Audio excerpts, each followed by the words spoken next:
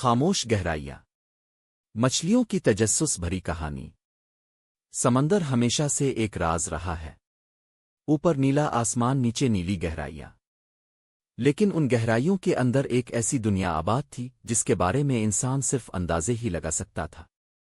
اسی سمندر کی تہ میں مرجانوں کے ایک وسیع شہر میں مچھلیوں کی ایک بستی تھی جسے نیلم نگر کہا جاتا تھا۔ یہ بستی رنگ برنگی مچھلیوں، قدیم چٹانوں اور چمکتے ہوئے مرجانوں سے گھری ہوئی تھی۔ یہاں ہر مچھلی اپنی حدود میں رہتی تھی کیونکہ ایک اصول نسلوں سے چلا آ رہا تھا، گہرائی کے پار مت جانا۔ کہا جاتا تھا کہ سمندر کی سب سے نچلی تہ میں ایک ایسی جگہ ہے جہاں سے واپس آنے والا کوئی نہیں۔ اسے خاموش گہرائی کہا جاتا تھا۔ تجسس کی مچھلی لونا۔ نیلم نگر میں ایک ننھی نیلی مچھلی رہتی تھی جس کا نام لونا تھا۔ لونا باقی مچھلیوں سے مختلف تھی۔ جہاں سب مچھلیاں روز مرہ کی زندگی میں مصروف رہتیں، وہیں لونا ہر وقت سوال کرتی، گہرائی کے پار کیا ہے؟ کیا واقعی وہاں خطرہ ہے؟ کیا سب کہانیاں سچ ہیں؟ بڑی مچھلیاں اس پر ہنستی تھیں اور بوڑھی مچھلیاں ڈانٹ دیتی تھیں۔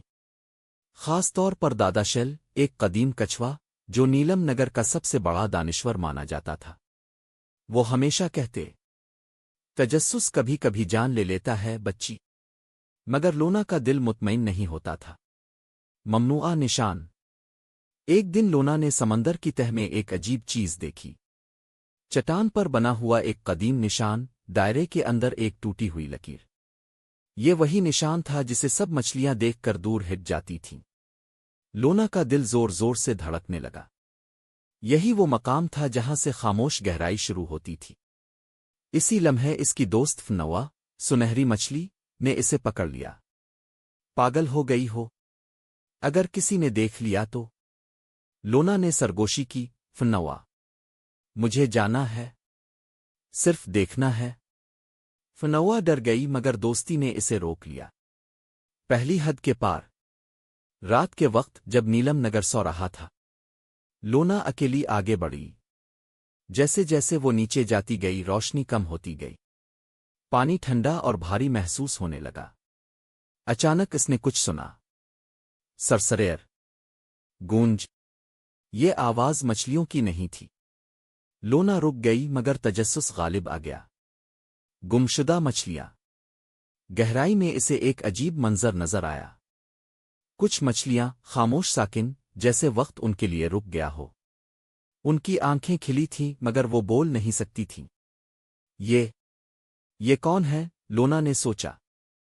تب ایک بھاری آواز آئی، یہ وہ ہیں جو سوال پوچھتے تھے۔ لونا چونک گئی۔ نگہبان گہرائی۔ اندھیرے سے ایک دیوہیکل سایہ ابھرا۔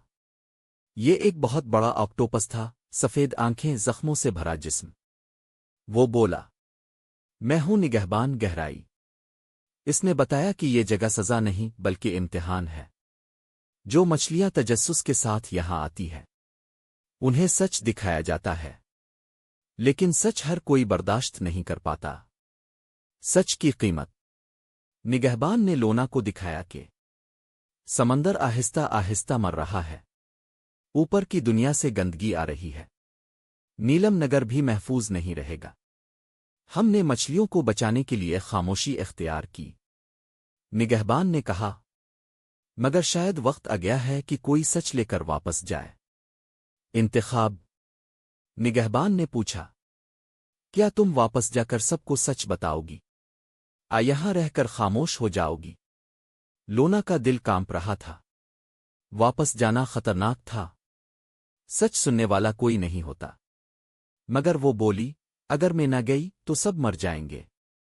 واپسی۔ جب لونا نیلم نگر واپس پہنچی تو وہ بدلی ہوئی تھی۔ اس کی آنکھوں میں خوف نہیں، عزم تھا۔ اس نے سب مچھلیوں کو جمع کیا، دادا شیل کے سامنے سچ رکھا۔ پہلے سب ہنسے، پھر خاموش ہو گئے، کیونکہ اسی دن اوپر سے گندا پانی آیا۔ انجام نہیں، آغاز۔ نیلم نگر نے خود کو بچانے کے لیے نئے راستے تلاش کیے۔ کچھ مچھلیاں ہجرت کر گئیں، کچھ نے انسانوں کو اشارے دیے، اور لونا، وہ تجسس کی علامت بن گئی۔ دادا شیل نے کہا، ہر تجسس خطرناک نہیں ہوتا، کچھ تجسس زندگیاں بچا لیتا ہے۔ سمندر آج بھی خاموش ہے، مگر اس کی گہرائیوں میں ایک آواز گونجتی ہے۔